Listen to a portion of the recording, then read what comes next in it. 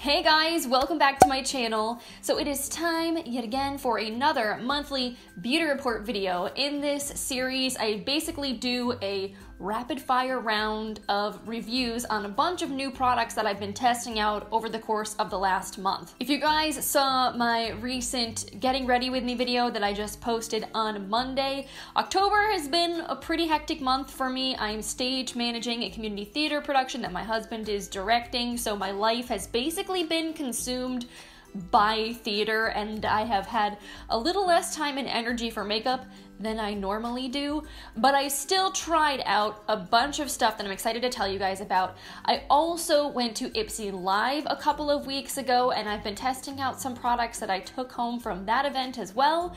So if you want to hear my thoughts on all the beauty goodness that I've been playing with over the last month, we're about to get into it. So one of the things I think I'm most excited to update you guys on is Focallure Cosmetics. So back at the beginning of the month, I filmed a video testing out a bunch of products from the brand for the first time on camera. They were all sent to me, and I'm not gonna lie, when the brand first approached me asking if I wanted to try their products, I was a little hesitant just because I wasn't really sure what to think of the brand.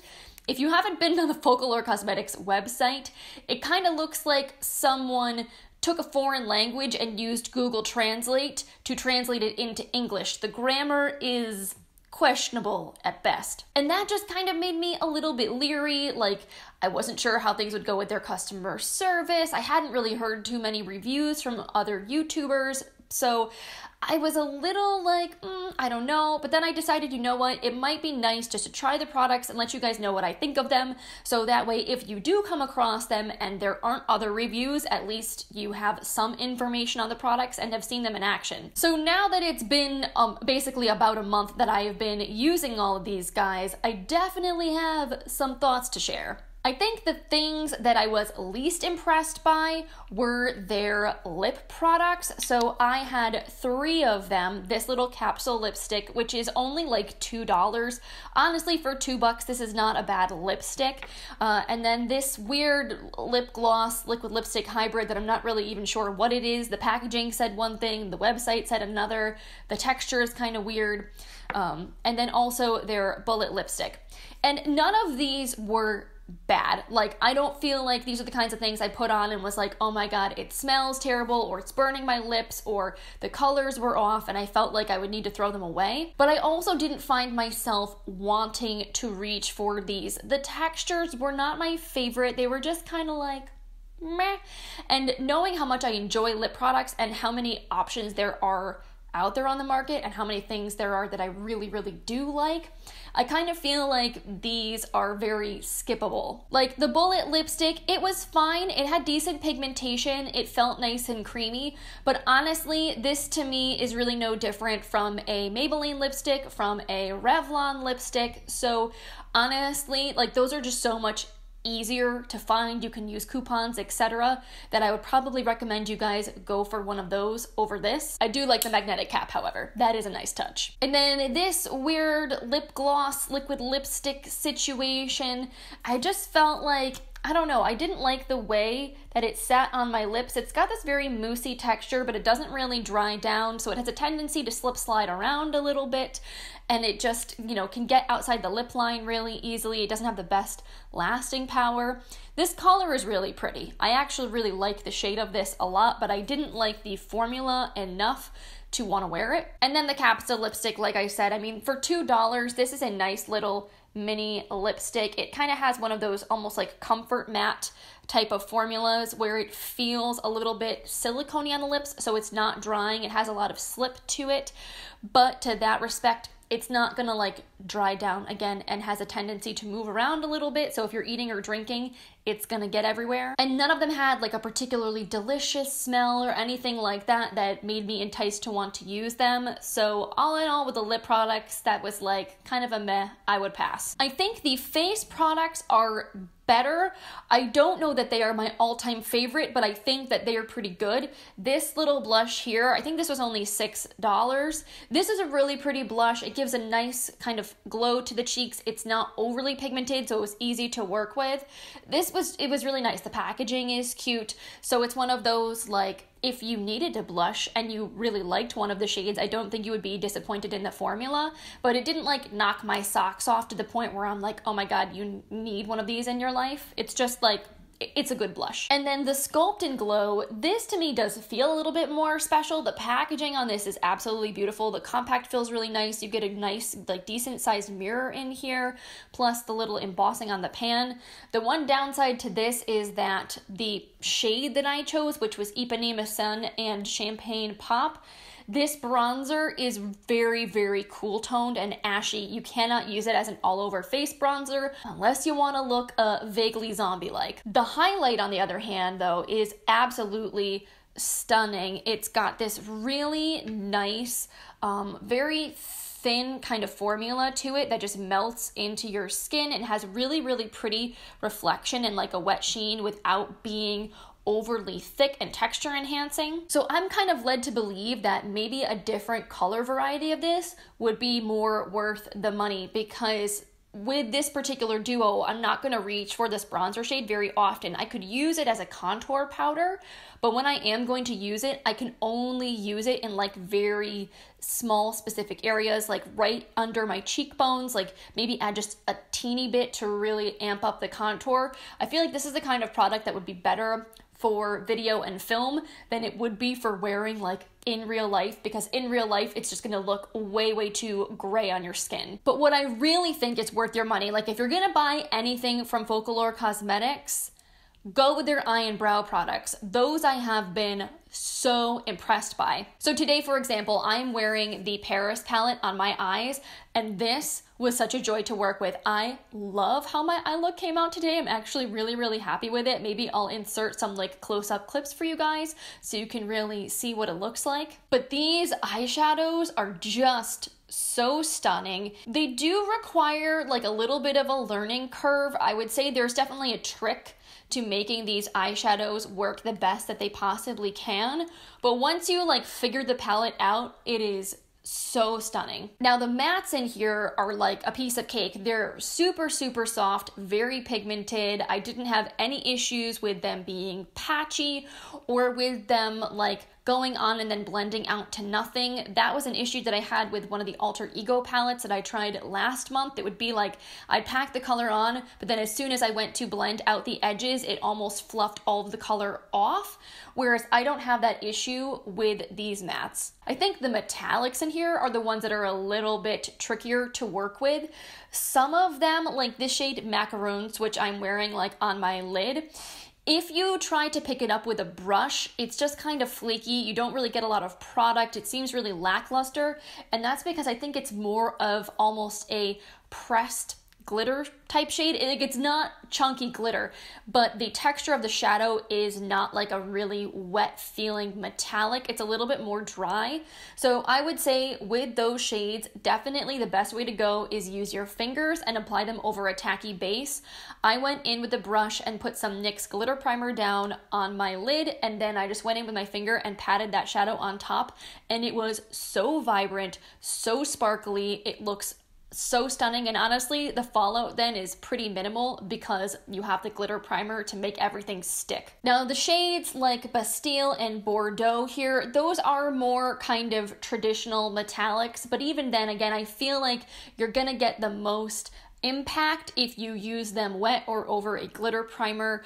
So just be aware if you are gonna get any of these palettes, if you're the kind of person that wants something that you can just apply with a brush without wetting it, without using any kind of a tacky base, you're probably not going to like this. But if you're someone that doesn't mind doing those extra steps, I feel like for the price of this guy, which is I think like $16, you can get some beautiful looks. The other palette from them that I was sent, this is the one that I used in the video I did at the beginning of the month, is the Perth palette.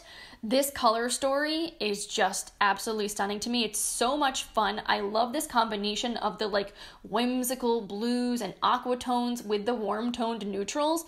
I feel like you can create so many looks with this that are really fun and colorful and vibrant and artistic. And it's the same kind of deal with this guy as with the Paris palette. The metallics in here really do apply best with your finger, and they apply best when they're layered over a sticky base. The mattes are super pigmented. easy to blend out. The only shade that's in here that's different from the Paris palette is this opal shade, which is actually a pressed glitter. And compared to pressed glitters I've tried in other palettes, this one is a lot more scratchy. There's less of that smooth silicone base in this, which I don't love. It feels a lot more like a loose glitter, and that is just a bit more dry. So this you 100% need to use a glitter glue with. If you try to go in and apply this just with your fingers on the lid, I think you're gonna get a lot of fallout. Also, just as a side note, if you wanna see swatches of both of these palettes, I have them on my website in my swatch library, which I will link for you guys in the description box of this video. And then I also tried out their Artist Sketch Eyebrow Pencil and their Superfine Liquid Eyeliner. Now, the eyeliner I think is really, really black. It's very budge proof. Like, the actual formula of the ink in here is awesome, and I love that it has a brush tip applicator. Like, everything about this from a construction standpoint, formula standpoint, awesome, A++. However, I feel like this is already starting to be a little dry and I haven't used it that much, so that's kind of a little bit concerning to me. A brand new liquid eyeliner should last a while. Like, I don't wear winged liner all that often. I feel like maybe I used this like 4 or 5 times, so like it should not be drying out on me yet, and I usually do store it upside down, or at least I think that I did. Maybe I didn't and I'm just crazy. So yeah, the price on this is great. I didn't have any bleeding or running in the inner corners of my eyes. It stays put really nicely. Like, everything about this I like. I just am a little concerned with how quickly it dried out. This, however, like, if there is any one thing that I feel like I'm most excited about from Focallure overall, it's this freaking brow pencil, which feels really lame, but honestly, guys, this is so good. And the best part about it, it comes with a refill. So I think it was $6 for this pencil, but then you also get a second cartridge. So it's essentially like getting 2 eyebrow pencils for the price of one, but you have less packaging waste, which I am all about. The white soft touch packaging on here does get pretty dirty, so I don't love that, but it does feel really luxe and high end, which I appreciate. And the color of this, the formula, everything about it, perfection. So I got the shade Taupe, and it's what I'm wearing in my eyebrows right now, and I feel like this is the perfect color for my hair, which is naturally like a little bit more on the dark side, and my eyebrows tend to be a little bit cooler, and I feel like a lot of dark eyebrow pencils tend to lean very warm. This does not. What's also cool about this guy is that while it is micro fine, it doesn't have a round end. It has sort of one of those triangular tips like the Anastasia Brow Definer, just in micro size. And I find that it actually makes filling in your brows really fast and easy once you sort of get used to using it. It does make me kind of sad that I've fallen so in love with an eyebrow pencil that I can't get it at, like, you know, my local drugstore or at Ulta.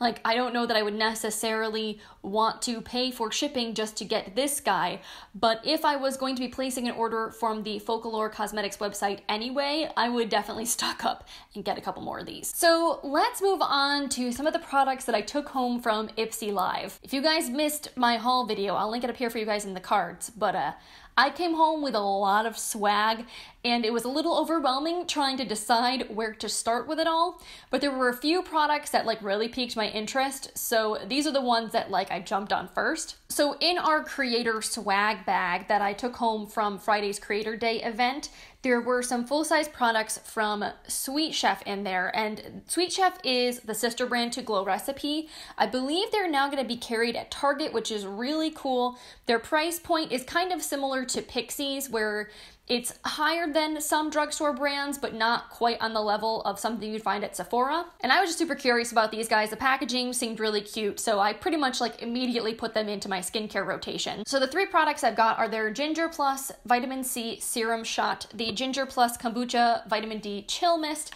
and the Superfood Plus Vitamins Moisture Boost Moisturizer. So the serum was actually really quite nice. It's very, very lightweight, sinks really quickly into the skin. I felt like it left my skin feeling nicely hydrated and smooth and a little bit glowy, but it wasn't too much for my skin, you know, being oily. It didn't make me feel extra greasy throughout the day. It does, however, have a scent, and I actually like the scent because I enjoy the smell of ginger. However, if you watched my getting ready with me video, you will know that I have decided to do like a month-long skincare detox and basically try to only use fragrance-free products for the month of November. And this guy right here is definitely not fragrance-free. And actually, ginger extract is on Paula's Choice, like their ingredient dictionary. It's on their list of bad no-no ingredients for being a known irritating fragrance. And that made me real sad because I really was liking using this. The same thing goes for this Ginger Kombucha Vitamin D Chill Mist. I have been addicted to this stuff. The mister on here is like so fine and so nice. It's honestly one of the best sprays I've used in a long time. And again, this one smells like ginger. It's very invigorating. I kind of like that scent. So this was something I really enjoyed using, especially in the mornings. So like what I would do, I would wash my face, tone my skin, give myself a nice spritz down of this, and then layer on my serum and moisturizer. And I mean, honestly, my skin over the last several weeks has been pretty happy. But I know I'm going to have to put these guys away for a while. Maybe after I see how my skin does for the month of being fragrance-free, maybe I'll try reincorporating these back in and see how my skin reacts. I did enjoy the experience of using these, but alas, full of fragrance. The moisturizer, on the other hand, I kind of could leave or take. This was a little bit thicker in texture, not super overly greasy, but to me it was just kind of like, it was a nice moisturizer. It didn't knock my socks off, so I don't mind quite as much not being able to use this. Another skincare product that I'm going to have to stop using for the next month, but also have been enjoying, is the YENSA Pumpkin Turmeric 2-in-1 Radiance Polishing Mask. This, guys, legit smells like Thanksgiving dessert on your face. It's very pumpkin-y and spicy, and I love those smells so much. Obviously, putting something that smells like a Bath & Body Works candle on your face, again, probably not necessarily the best thing ever, especially if you have sensitive skin. But according to the brand, pumpkin and turmeric and all the essential oils that are in here are supposed to help to resurface your skin, plump it up, make it look nice and glowy. And honestly, I do feel like my skin looked nice after I used this, and it felt super soft. It does have some like gritty particles in it, but I'm pretty sure it's rice powder and not anything that's overly abrasive. And it's suspended in this balm-like gel texture, so it leaves your skin feeling really nourished after you rinsed it off, instead of it feeling like stripped and dry as it might with like a clay mask. Now, from what I've heard, rinse-off products with fragrance aren't as bad as leave-on products with fragrance, because your skin is only being exposed to the fragrance while it's sitting on your skin and then you're rinsing it off. So maybe once we return to fragrance again, this will be a product I can try reincorporating and seeing how my skin does, because again, I did really like it. Now you may be asking, like, was there anything, Lauren, from your entire Ipsy haul that you are going to still be able to use? And for a minute I was afraid the answer was going to be no, because like I said in my Getting Ready With Me video, so much skincare has fragrance. Like 90% of what I own has fragrance in it. However, this guy I believe is safe, and that is the Bloomeffects Royal Tulip Nectar. Now, obviously, I haven't been using this long enough to really be able to give you guys some full good thoughts on what I think of it. I only sort of have my 2-week in impressions, but so far I feel like this product has a lot of promise. It is very expensive, I will say that much. It is $65 for this little jar. However, it's glass, the packaging is absolutely stunning, and the formula feels quite possibly more luxurious than anything else I've ever put on my face. Now here's the thing, if you are someone that's very weird about textures, this is going to be one of those things you're either going to love or you're going to hate, because it has a very unique feel to it. When they call this a nectar, it really does look and feel like honey, but without the stickiness. It's very thick and gelatinous, super nourishing, but also kind of heavy. I find when I apply this to my skin, it does not sink in right away. Like, I would never wear this during the daytime because I feel like it'd be way too much for me. I put it on at bedtime, and usually come morning, it's mostly sunk in, but I still feel like I look a little bit shiny, and I definitely need to like wash off the residual product. To that point, a little bit goes a very long way with this. Like, you need the tiniest amount to cover your entire face. So I feel like this jar will last an eon. So while it is expensive, like I don't see how you could go through this in like less than 6 months unless you were really slathering it on. It has a very weird scent to it. It kind of smells like bread. Like it doesn't smell sweet like a cookie, it doesn't smell like vanilla, and as far as I could see looking at the ingredients, there are no added fragrance additives in here. But the way that it naturally smells, it reminds me a little bit of something being baked, which you'll either really like or not, I guess. So I'm definitely looking forward to incorporating this guy into my fragrance-free skincare routine in November. And I don't think that I mentioned this earlier, but this product, like the way this is supposed to work is that it is infused with stem cells from tulip bulbs. This brand was started by a woman who married a tulip farmer, and they have tons and tons of tulips over in Holland. So A, that is really cool, and B, apparently in clinical studies they've done, these stem cells are supposed to do like really, really amazing things to fight signs of aging in your skin. So it is an anti-aging, nourishing skincare product, and yeah.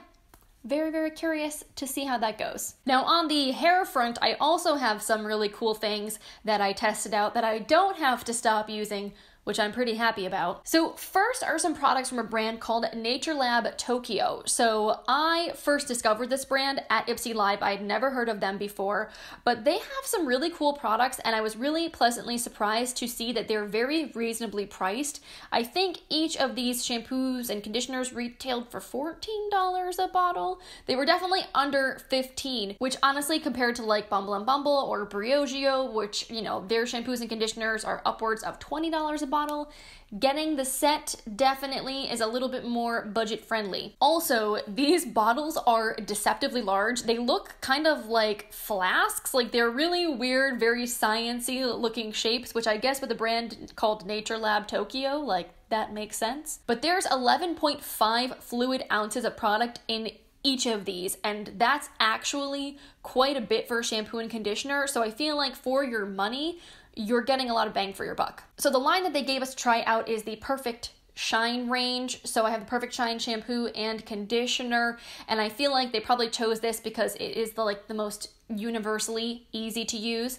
This is a sulfate-free shampoo, so it is good for color-treated hair, and I found it, even though it was a sulfate-free formula, to still lather up pretty decently well, and it definitely gets your hair clean without stripping it. It has a nice, light, pleasant scent that's very, like, salon-y, if you will. So it's not, like, overly sweet or overly floral. It's just kind of a pleasant, slightly herbaceous, perfumey kind of smell. And overall, I just really like the way that this has gotten my hair clean. I feel like the conditioner is nourishing, but it's not too heavy. With my hair being really fine and straight, I don't like anything that's gonna really weigh my hair down, and I don't feel like this does. So I've generally felt really positive about this range. They have a volume line as well, and I feel like if I was going to repurchase from them, I think that's what I would try, just because I need volume in my hair more than anything else. But this Shine range definitely has worked nicely for me. They also gave us their Perfect Shine Clarifying Scalp Scrub, and this was one of those like oddly satisfying products. I actually really enjoyed this quite a bit. It may be my favorite scalp scrub that I've ever tried. This stuff has a very weird texture to it. It honestly feels like marshmallow fluff when you are dipping your hands into the jar. It's super like fluffy feeling and creamy at the same time. It's way less gritty and dry than some other scrubs. To that point, I kind of feel like how scrubby it gets on your scalp, like it's never very easy. It's not the same experience as, you know, putting a body scrub on where you really can like work the product into the skin. It's just hard when you have all that hair in the way. But this, I still feel like it lathers up crazy well, and it really gets your hair super clean. So if you've had one of those weeks where you've used a ton of product in your hair, you've used a lot of dry shampoo, and you really need a detox, like this will get all of it out. Also on the hair care front, I've been trying out this Main Magic 10-in-1 styling mousse from Eva NYC, and I have been loving this so much.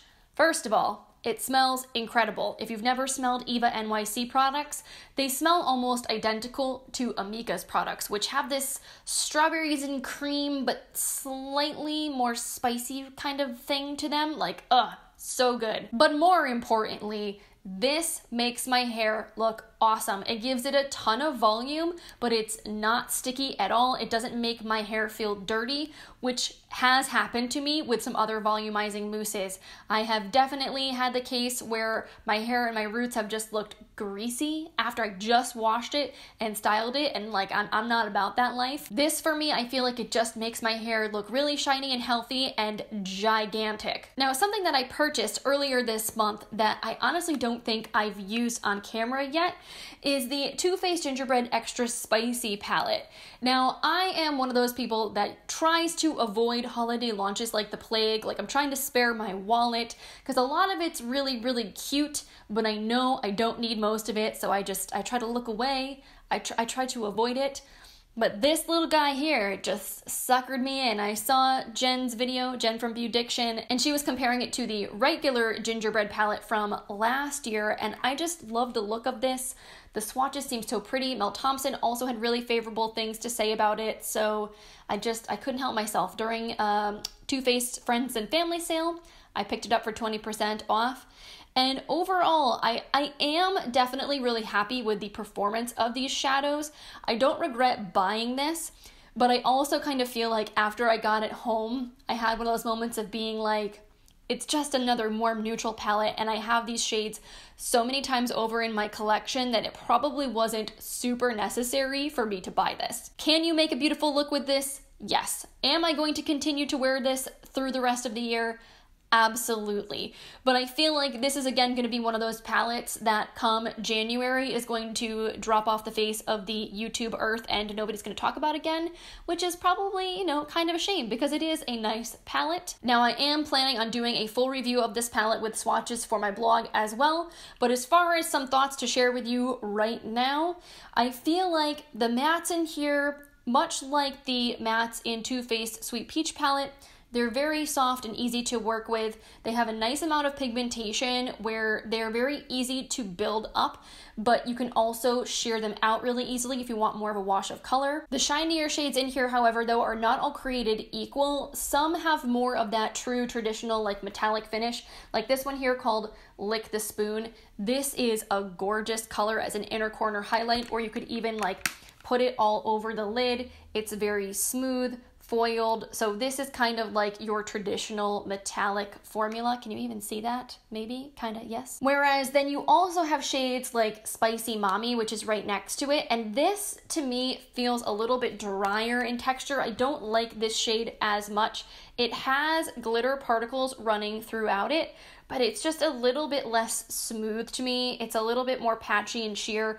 This one you have to like really layer up for it to look impactful, whereas this guy is like a one swipe wonder type of situation. And then you have the shade Candy Queen here, which is completely different from everything else. And this is a lot thicker in texture and has more glitteriness to it. If you've seen the shade Zam from the ABH Jackie Aina palette, I feel like this shadow kind of reminds me of that one in its texture. It's super, super beautiful. It honestly is, I feel like, the statement shade of the palette. Even though Midnight Snack, this dark sort of greenish black sparkly shade, I feel like to your eye definitely stands out the most, this guy right here is going to give you the most impact on the eyes. And something that I realized when I was using this the other day that kind of surprised me is that even though this palette screams warm neutrals, you actually can create a very pink toned look with this using shades like Hot Tamale, Soft and Sweet, and Drizzle It. Even Plenty of Dough and Lick the Spoon have a pinkish cast to them. In one of my recent videos, it may have been my Ipsy Live haul video actually, that I did a halo eye using the pink shades from this palette, and I swear you could have thought I was using the Huda Beauty New Nude, but in fact I was using this guy. So I thought that was pretty interesting. So do just know if you do have this palette or you were like, you know, seriously considering picking it up, you don't just have to create like orangey looks with this, you actually can do some really pretty pinky toned looks with this as well, which I do really like. So yeah, long story short, I feel like everything about this palette quality-wise is great. The packaging is adorable. It's got that nice tin metal packaging from Too Faced that I really like. You've got tons of shades in here. The pans are a decent size. The quality of the shadows is great.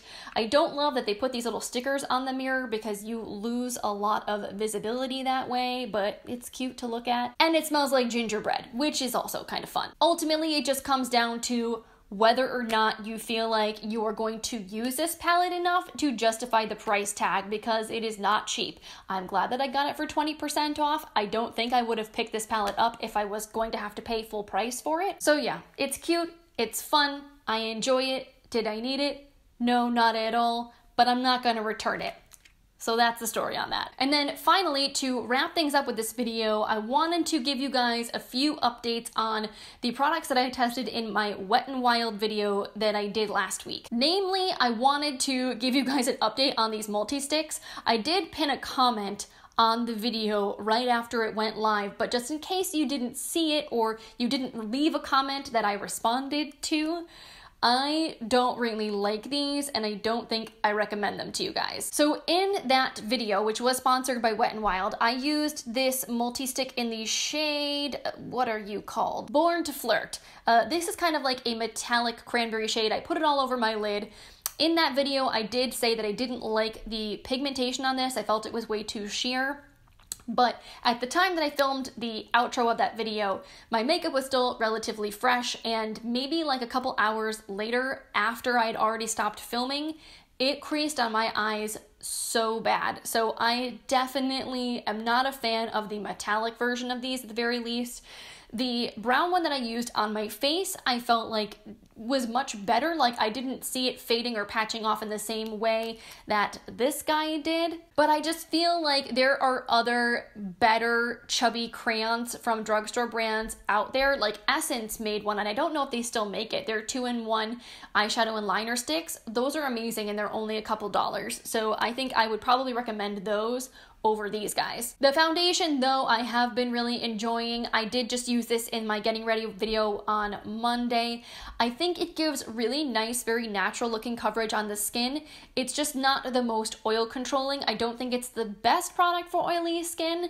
So I know if I'm gonna wear this, like I need to touch it up or it's going to start to get shiny and break apart on me. But I feel like for a quick and easy everyday type makeup product where I don't really care about looking perfect and flawless like all day long, like if I'm just gonna be running some errands and I just want like something quick and natural to even out my skin tone and perfect my complexion a little bit, like this is a great product and it's very affordable. So I'm generally enjoying this guy. All right, guys, so I think that is everything that I wanted to share in today's video. Thank you so much for hanging out with me today. I hope you enjoyed hearing all of my thoughts on all of these products. If you did, I hope you will consider giving this video a thumbs up. And as always, if you've tried any of these, leave your thoughts for us in the comments down below. I always love hearing from you guys, whether you also like the product or it didn't work out for you, or if you have any like tips and tricks on how to make these products work if I didn't like them.